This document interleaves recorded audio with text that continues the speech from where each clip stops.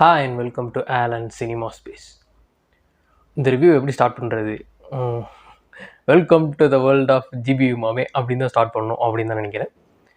இன்றைக்கி நம்ம பார்க்க போகிறது பெரும் எதிர்பார்ப்பில் வந்திருக்கின்ற குட் பேட் அக்லி. அது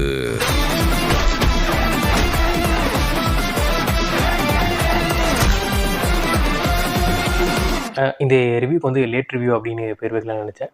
அப்புறம் தான் தெரிஞ்சது நான் போகிற எல்லா ரிவ்யூவுமே லேட் ரிவ்யூ தான் அப்படின்னு. சரி ஓகே அப்படின்னு நார்மலாகவே விட்டுட்டேன். சரி வாங்க நம்ம வந்து மேட்ருக்கு போவோம். குட் பேட் அக்லி, அதாவது விடாமுயற்சி அப்படின்னு சொல்லி ஏகே ஃபேன்ஸை மன உளைச்சலுக்கு உள்ளாக்கிட்டாங்க அப்படின்னு தான் சொல்லணும். சரி அப்படின்னு சொல்லி அவங்க மன உளைச்சலில் மூழ்கி இருக்கும்போது 3 மாதத்தில் முழுசாக முடியாமல் கூட அடுத்து ஒரு படம் வருது, அதுவும் ஃபேன் பாய்ஸ்க்காகவே எடுத்திருக்காங்க அப்படின்னு சொல்லி இறக்கியிருக்க படம் தான் இந்த குட் பேட் அக்லி.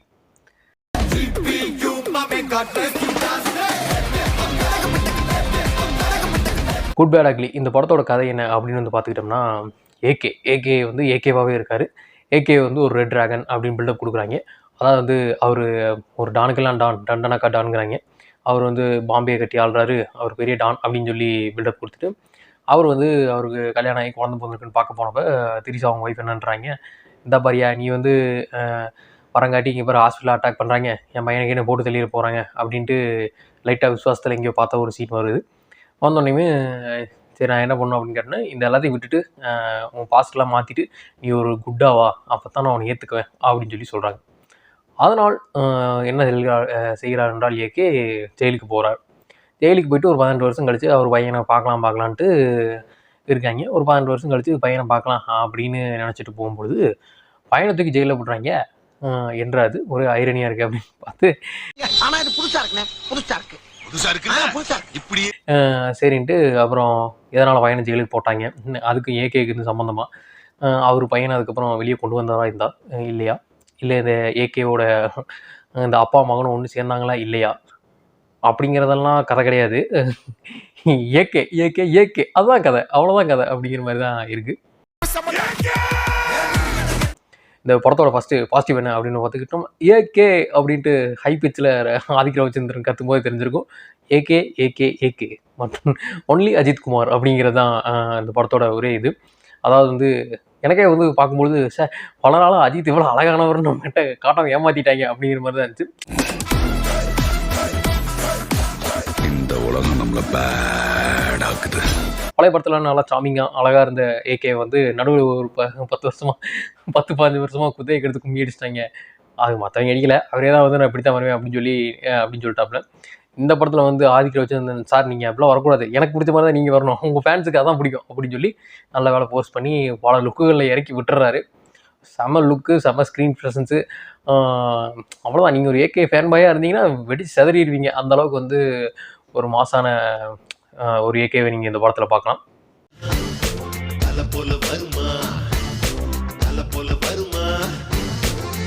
விடாமுயற்சியில் விட்டதை பிடிச்சிரும் அப்படின்னு இறங்கினீங்கன்னா கண்டிப்பாக இதில் பிடிச்சிடலாம்.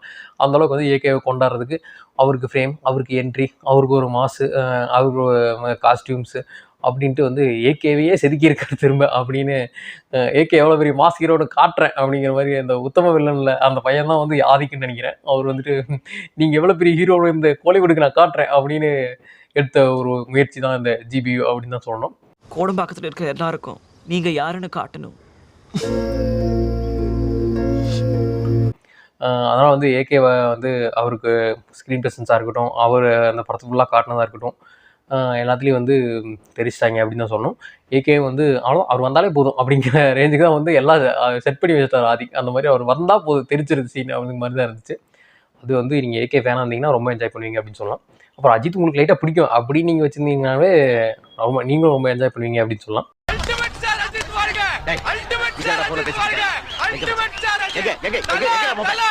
அதுக்கப்புறம் இந்த படத்தில் வந்து மியூசிக் ஜிவி மாம்ஸ் வந்து தெரிஸ்டாப்ல அப்படின்னு சொல்லணும். அடிக்கடி அடிச்சுக்கிட்டே இருக்கார். ஆரம்பத்தில் அடிக்க ஆரம்பிச்சவர் ஏதோ ஒரு இன்ஸ்ட்ருமெண்ட்டு, ட்ரம்பட்டோ ட்ரம்மோ ஏதோ ஒன்று கிடைக்கிறதெல்லாம் போட்டு அடிச்சு பிரித்து சீட்டு அதிரிகிட்டே இருக்கீங்க கடைசி வரைக்கும். எப்போ தான் நிறுத்துவாங்கன்னு தெரியாத அளவுக்கு அதிரி. சரி இங்கே நிறுத்துறாங்க அப்படின்னு பார்த்தா நிறுத்துவோம் பழைய பாட்டு ஏதாவது போட்டுவிட்டு அடிச்சிடுறாங்க. பிஜிஎம்லாம் நல்லா இருந்துச்சு. ஆனால் என்ன கொஞ்சம் உங்களுக்கு ஹியரிங்கில் ஏதாவது ப்ராப்ளம்லாம் இருந்ததுன்னா தியேட்டரில் பார்க்காதீங்க. அப்புறம் காது முழுசாக கேட்காம போயிருங்கிற அளவுக்கு எல்லாம் சவுண்டாக இருந்துச்சு. பட் அது உங்களுக்கு நல்லா அந்த ரொம்ப இந்த மாதிரி ரெட்ரோ மியூசிக்லாம் ரொம்ப பிடிக்கும் அப்படின்னா இது ரொம்பவே நீங்கள் என்ஜாய் பண்ணுவீங்க. எனக்கு கொஞ்சம் நல்லா தான் இருந்துச்சு பிஜிஎம் அப்படின்னு சொல்லலாம். பாட்டெல்லாம் வந்து ஓகேவா இருந்துச்சு. அது ஆனால் அதெல்லாம் பிஜிஎம் கூட மிக்ஸ் பண்ணி வரும்போது ஓகே நல்லா படம் ஃபுல்லாக தெரிச்சிருச்சு அப்படின்னு தான் சொல்லணும்.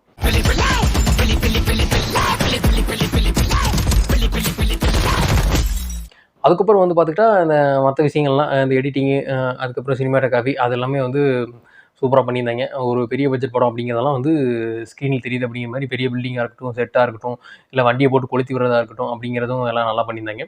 ஆனால் ப்ரொடக்ஷனு அந்த சினிமாட்டோகிராஃபி எடிட்டிங்கு அதெல்லாமே நல்லா இருந்துச்சு அப்படின்னு சொல்லலாம்.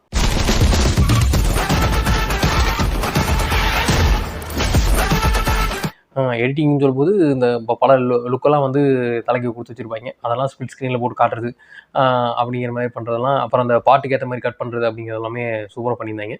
அதெல்லாம் வந்து சூப்பராக இருந்துச்சு அப்படின்னு சொல்லலாம்.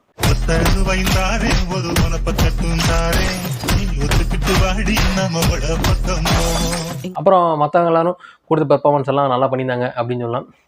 ஏகே விட்டுட்டு பார்த்தா வந்து த்ரிஷா வராங்க. அதுக்கப்புறம் அர்ஜுன் தாஸ் வில்லனா வராப்புல. அதுக்கப்புறம் பிரபு, பிரசன்னா, சுனில் அவங்கலாம் வந்து வராங்க. அப்புறம் ஏகேவோட பையனா வந்து இந்த சலாரில் அடிச்ச பையன் வராப்புல. அதுக்கப்புறம் பிரியா வாரியர் அவங்க எல்லோரும் வராங்க. அப்புறம் அதுபோக வந்து சகட்ட மாரிக்கு நிறைய கேமியோ வேறு உள்ளே இருக்கும். அதெல்லாம் வந்து நல்லாச்சு அப்படின்னு சொல்லலாம். ரொம்ப வருஷம் ஆச்சுல. I miss you. இந்த படத்தில் வந்து பார்த்துக்கிட்டா ஆக்சுவலாக கதைன்னு ஒன்று இருக்கா அப்படின்னு கேட்டால் இருக்குது. அதான் அப்பா பையனை காப்பாற்றுறாரு அப்படிங்கிறது இருக்குது. அந்த ஸ்க்ரீன் பிளேவாக என்ன இருக்குது அப்படின்னு பார்த்தா ஓரளவுக்கு ஒரு டீசெண்டான ஒரு கேட் அண்ட் மவுஸ் கேம் வந்து எழுதியிருக்காங்க. அது வந்து நல்லா தான் இருந்துச்சு. குறிப்பாக வந்து பார்த்துக்கிட்டா அர்ஜுன் தாஸோட கேரக்டர் எழுதுனதே ரொம்ப நல்லா இருந்துச்சு. அது அர்ஜுன் தாஸுக்கு கேரக்டருக்கு ஒரு ட்விஸ்ட் ஒன்று வச்சுருப்பாங்க. அது இன்ட்ரோல் பிளாக்ல அது எல்லாரும் சொல்லியிருப்பாங்க அவங்க வந்து ஒரு 2 பேர் அப்படின்னு. அதுவும் நல்லா இருந்துச்சு. அதுக்கப்புறம் பார்த்தா அதில் வந்து ஒரு அர்ஜுன் தாஸோட கேரக்டர் வந்து ரொம்ப அவங்க காமிக்கும் போதே வந்து எழுதியிருப்பாங்க. அவருக்கு ரிவெஞ்ச்னா எவ்வளோ பிடிக்கும், அந்த ரிவெஞ்ச் எத்தனை வருஷம் கழிச்சு பண்ணுவார் அப்படிங்கிற அந்த மாதிரி டீட்டெயிலிங்காக இருக்கட்டும். அதுக்கப்புறம் வந்து ஒரு இடத்துல அடைச்சி வச்சுருப்பாங்க. அவரையும் இன்னொரு கேரக்டர் அவன் வந்து ரொம்ப போர் அடிக்குது, ஒரு கிஸ்ஸாக அடிப்பான் அப்படின்னு இறங்குற சீனாக இருக்கட்டும். அதுக்கப்புறம் வந்து படம் ஃபுல்லாக ஒரு ரெட்ரோ சாங்கை போட்டுக்கிட்டு லேடிஸ் கூட இருக்கிறது அப்படின்ட்டு அந்த அர்ஜுன் தாஸுக்கு கொடுத்த இம்பார்ட்டன்ஸ் எல்லாமே வந்து நல்லா இருந்துச்சு அப்படின்னு சொன்னோம். அது மூலமா அவங்க கேப்டன் மூஸா விளையாடும் போது இப்போ இவங்க ஏகே அவ்வளோதான். இந்த வேர்ல்டே வந்து ஏகேக்காக உருவாக்கப்பட்டது, ஏகே ஃபேனால் உருவாக்கப்பட்டது, ஏகே ஃபேன்ஸ்க்காக உருவாக்கப்பட்டது அப்படின்னு சொன்னோம். அதனால் வந்து அதில் ஏகே என்ன சொல்கிறாரோ அதான் சட்டம். ஏகேவை தாண்டி அது ஒன்றும் நடக்காது. Simply he is the godfather of that GP world மாவே அப்படிங்கிறதான் இருந்துச்சு. அப்போ அந்த வேர்ல்ட்லேயும் வந்து ஒரு வில்லனாக இருக்கணும் இருந்தாலும் அப்போ வந்து ஓகே அவங்க வந்து அந்த காட் ஃபாதர் எதிர்க்கிறாங்க அப்படிங்கும்போது அவங்க கேரக்டர் கொஞ்சம் நல்லா இருக்கணும்க்காக மெனக்கிட்டு எழுதியிருந்தாங்க. அது செகண்ட் ஹாஃப்லாம் அவங்க எதிர்க்கிறதாகட்டும், அவங்க யாருமே இல்லைனாலும் நாங்கள் ஏகேவை கொள்வோம் அப்படின்னு குதிக்கிறதாகட்டும். அதுக்கப்புறம் அவங்க இன்டெலிஜென்ட்டாக ஒன்றும் பண்ணல. இவங்க பையனை ஒய்ஃப் எல்லாம் கொள்றதுக்கெல்லாம் ட்ரை பண்ணுவாங்க. அதை வந்து ஏகே காப்பாற்றினாரா இல்லையா அப்படிங்கிற மாதிரியெல்லாம் வந்து சீன்ஸ் போகும். நல்லா இருக்கியா? நல்லா இருக்கு. நல்லா தானே இருக்கியா? அதெல்லாமே நல்லா இருந்துச்சுன்னு சொல்லலாம். படத்தில் என்ன பிரச்சனை அப்படின்னு பார்த்துக்கிட்டோம்னா படமே அப்பா மகனை காப்பாற்றுறது அப்படிங்கிறாங்க. அப்பா மகனுக்கு எமோஷனுக்கு ஏதாவது வேல்யூ இருக்கா அப்படின்னா ஒன்றும் கிடையாது. ஏகே வரார், ஏகே போகிறார், ஏகே வரார் வழி விடுறாங்க மாதிரி தான் இருக்குது. ஏகே பையனுக்கு என்னன்னா எனக்கு என்ன அப்படிங்கிற மோடில் தான் இருந்துச்சு. அதனால் எமோஷனல் கனெக்ட் சுத்தமாக மிஸ் ஆயிடுச்சு. மற்ற கேரக்டருக்கு ஏதாவது எழுதியிருக்காங்களா அப்படின்னு கேட்டால் ஒன்றும் எழுதலை. அர்ஜுன் தாஸ் கேரக்டருக்கு மட்டும்தான் எழுதியிருக்காங்க. அஜித் கேரக்டரே பார்த்துக்கிட்டா ஒன்றும் எழுதலை. அவர் பெரிய டான் அப்படிங்கும்போது பழைய படங்களோட ரெஃபரன்ஸ் அப்படிங்கிறதுனால வந்து ஓகே ஏகே வந்து இவ்வளோ பெரிய ஆளுன்னு நம்ம கன்வின்ஸ் ஆகிட்டோம். அர்ஜுன் தாஸ் கேரக்டர் தவிர வேறு எந்த கேரக்டருக்கு எழுதியிருக்காங்களா அப்படின்னு கேட்டால் கிடையாது. ஆனால் என் கேமில்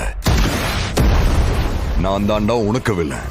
அதுக்கப்புறம் இது வந்து பில்டப் கொஞ்சம் ஓவர் டாப்பாக வந்து ஒரு பாயிண்ட்டுக்கு மேலே போயிடுச்சோ அப்படிங்கிற மாதிரி இருக்குது. ஏன்னா வர்றவன் போகிறவன் எல்லோரும் வந்து ஏகேன்ட்டே இருக்காங்க.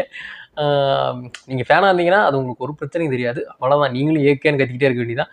ஃபேனாக இல்லாமல் போய் மாட்டினீங்கன்னா எதுக்கு இதை சொல்லிக்கிட்டே இருக்காங்க, ஏன் ஏகேன்ட்டே இருக்காங்க அப்படின்னு ஒரு ஃபீலிங்கு வர்றதுக்கான வாய்ப்புகள் படம் முடிய போகிற நேரத்தில் வர்றதுக்கு நிறைய வாய்ப்புகள் இருக்குது.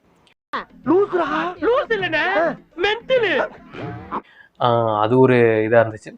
அதுக்கப்புறம் வந்து இதில் என்ன ஆச்சுன்னா எழுதியிருக்காங்க நிறைய ஐடியாஸ் எல்லாம் நிறையா இருக்குது. ஏகேக்கு வந்து ஒரு வெப்பன் கொடுத்ததா இருக்கட்டும், அந்த நக்கல் இது ஒன்று. அதுக்கப்புறம் அதே மாதிரி சுனிலுக்கு ஒரு வெப்பன் கொடுத்துருப்பாங்க, அந்த வெப்பன் வந்து நல்லாயிருக்கும். அதே மாதிரி வந்து இவங்க ஒரு அர்ஜுன் தாஸ் என்ன ஒர்க் பண்ணுறாரு அப்படிங்கும்போது அந்த கேங்ஸ்டர்ஸு அது ஒரு பேங்க் மாதிரி செட்டப் அப்படிங்கிறதா இருக்கட்டும். அதுக்கப்புறம் அந்த அர்ஜுன் தாஸ் வந்து அந்த லேடிஸு வீக்னஸ் அதுவாக இருக்கட்டும். அதுக்கப்புறம் பிரியா வாரியர் கேரக்டர் அவங்களுக்கு இருந்த பேக்ட்ராப் ஆகட்டும். அதுக்கப்புறம் வந்து அதில் சிம்ரனுக்கு சும்மா சப்பையாக இன்ட்ரடியூஸ் பண்ணாமல் அவங்களுக்கு கொடுத்தது இம்பார்ட்டன்ஸாக இருக்கட்டும். அதுக்கப்புறம் வந்து அந்த இன்ட்ரோல் பேங்க்லாம் மொட்டை பேங்க் மொட்டை அப்படின்னு பாடுறதா இருக்கட்டும்ன்ட்டு அதை திருப்பி அர்ஜுன் தாஸ் வந்து பொண்டாடி பையன் அப்படின்னு திருப்பி பாடும்போது அந்த மாதிரி வந்து நிறையாவே எழுதியிருக்காங்க. எழுதுனதெல்லாம் என்ன ஆயிடுச்சு அப்படின்னு வந்து பார்த்துக்கிட்டிங்கன்னா, ஏகே அப்படிங்கிற சத்தத்தில் மறந்துருச்சு அப்படிங்கிற மாதிரி தான் இருக்குது. அதாவது வந்து அவருக்கு மாஸ் சீன்ஸ் எல்லாமே ஓவர்டேக் பண்ணிடுச்சு அதைய அப்படிங்கிற மாதிரி தான் சொல்லணும். அது ஒரு நெகட்டிவ் அமைஞ்சிருச்சு அப்படின்னு சொல்லணும். அதுக்கப்புறம் வந்து பெருசாக நம்ம லேயர் பார்க்குற குரூப்பாக போய் மாட்டிட்டோம்னா கொஞ்சம் கஷ்டப்பட வேண்டியிருக்கும். ஏன்னா படம் ஃபுல்லாக என்ட்ரியாக இருக்கும். என்ட்ரியை தாண்டி வேறு என்ன வந்து கடைசியில் நன்றியாக இருக்கும். அதனால் வந்து ஸ்க்ரீன் பிளே பெருசாக ஒன்றும் மெனக்கடல. ஒரு லைட்டான கேட்டன் மூவ்ஸ் கேமு, கொஞ்சம் இந்த எஸ்டாப்ளிஷ்மெண்ட்டுக்கு என்ன ஆகுது அப்படிங்கிறதே ஃபஸ்ட் ஹாஃபில் ஃபுல்லாக போயிடும். அதுக்கப்புறம் அவர் அது என்னன்னு தேட ஆரம்பிப்பார் அப்படின்ட்டு. அதுக்கப்புறம் செகண்ட் ஹாஃபில் கொஞ்சம் மோதல் ஹீரோ வில்லன் அப்படிங்கிறதெல்லாம் வந்து ஒரு அதரப்பழசான ஒரு கதை தான். அதனால் வந்து ஸ்டோரி, ஸ்க்ரீன் பிளே அதெல்லாம் எனக்கு வேணும் அப்படின்னு எதிர்பார்த்து போனீங்கன்னா அடிச்சு அனுப்பிடுவாங்க.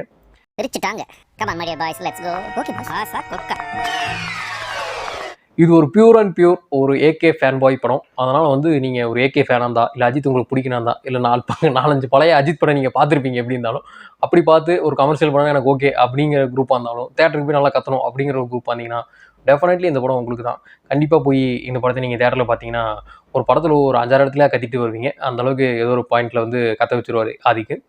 அப்படி இல்லை, நான் வந்து எனக்கு உலகத்தரமான சினிமாக்கள் வேணும், ஸ்லோ பர்னிங் ட்ராமாஸ் வேணும், எனக்கு ட்விஸ்ட் அண்ட் டேர்ன்ஸ் வேணும், நான் வந்து இந்த லேயரில் அந்த இதை பார்க்குற ஆள், அந்த ஸ்க்ரீன் பிளேல அந்த ஒர்க் வந்து ஏன் பண்ணல அப்படிங்கிற மாதிரி யாராவது போய் மாட்டினீங்கன்னா அவ்வளோதான். அதுக்கப்புறம் உங்களை யாராலையும் காப்பாற்ற முடியாது. காது கிழிஞ்சதான் வெளியே வருவீங்க அப்படிங்கிறதான் ஓடுது. காதுன்னாச்சு. எனக்கு வந்து பார்த்துக்கிட்டா இந்த படம் நல்லா தாங்க இருந்துச்சு. நம்ம வந்து ஒரு கமர்ஷியல் மூவிக்கு போகிறோம். அப்போ அதில் என்ன எதிர்பார்ப்போம், ஒரு 4 ஃபைட்டு 4 பாட்டு நல்லா கத்துற சீனு, ஒரு 4-5 ரெட்ரோ சாங்கு, அதெல்லாம் அந்த படத்தில் வச்சுருக்காங்களா, வச்சுருக்காங்க. அப்போ அது போதும் அப்படிங்கிற மாதிரி இந்த படத்தோட எக்ஸ்பெக்டேஷனை இந்த படம் பூர்த்தி பண்ணிடுச்சு அப்படின்னு தான் சொல்லணும். எனக்கு இந்த படம் வந்து நல்லாவே ஒர்க் ஆச்சு அப்படின்னு சொல்லலாம்.